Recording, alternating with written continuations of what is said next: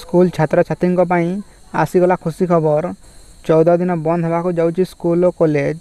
एबे आसी आउ एक बड़ सूचना आग को आरंभ होगा जाऊँगी पर्वपर्वाणी। यही समय स्कूल 14 दिन छुट्टी रहिबो।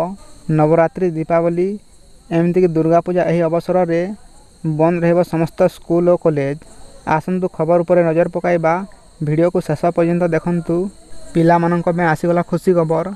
यही अक्टोबर मास पिला माननक में लंबा छुट्टी होगा जाऊँगी। यही वर्ष अक्टोबर मास पर्वपर्वाणी रे परिपूर्ण जहाँ फल स्कूल और कॉलेज रे लंबा छुट्टी होगा जाऊँगी। तेबे अक्टोबर 1 तारिख रे महानवमी यही दिन जहाँकि नवरात्रि शेष दिन जहाँ महानवमी बोली मध्य कहुए। यही अवसर में अक्टोबर 1 तारिख रे बंद रहिबा समस्त स्कूल और कॉलेज। सेहीपरि अक्टोबर 2 तारिख दशहरा एवं गांधी जयंती। चलित वर्ष गोटे दिन में गांधी जयंती एवं दशहरा पड़ुथिबारु यही दिन मध्य बंद रहिबा समस्त स्कूल और कॉलेज। यापर अक्टोबर 7 तारिख हेउची महर्षि वाल्मीकि जयंती। यही दिन मध्य बंद रहिबा समस्त स्कूल और कॉलेज। यह छड़ा अक्टोबर 10 तारिख रे करवा चौथ पड़ुछि। यही दिन मध्य बंद रहिबा समस्त स्कूल और कॉलेज।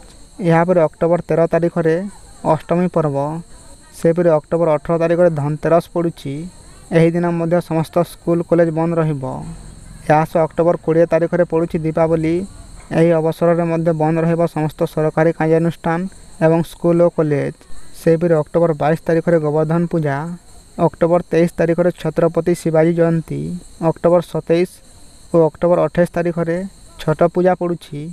यही अवसर में मध्य बंद रहिबो समस्त स्कूल और कॉलेज।